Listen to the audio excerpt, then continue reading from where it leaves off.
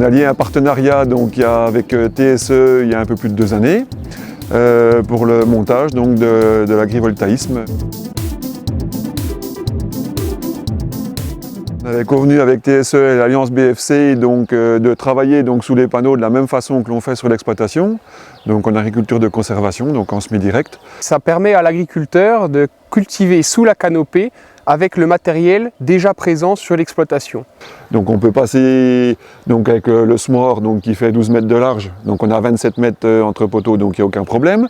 Le pulvérisateur, donc on replie une partie de la rampe, mais ça peut être sous différentes dimensions de pulvé aussi, parce qu'on a quand même les 27 mètres.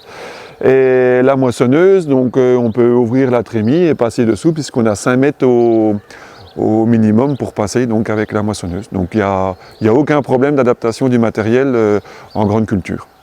Toutes les cultures sont adaptées à ce type d'exploitation, à cette canopée que vous voyez derrière moi. Il peut privilégier les cultures qui sont sensibles aux aléas climatiques ou au fort ensoleillement ou aux canicules qu'on a depuis ces dernières années. Bon, cette année, le blé a un peu souffert de l'humidité hivernale. Il a été implanté un peu tard, mais même aujourd'hui, on voit que la partie donc, panneau est beaucoup plus jolie que la partie témoin. La culture sous la canopée se développe bien.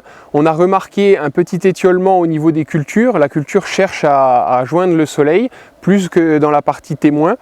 Et on a un léger retard au niveau de la somme des degrés jour sur la partie expérimentale par rapport à la zone témoin. Sous la canopée agricole, le blé, aujourd'hui on a remarqué que le blé reste plus vert, ce qui permet de nourrir le grain jusqu'à la récolte, alors que dans le témoin, on commence déjà à avoir une phase de mûrissement et d'avancée de la culture qui, je pense, impactera la qualité de la récolte.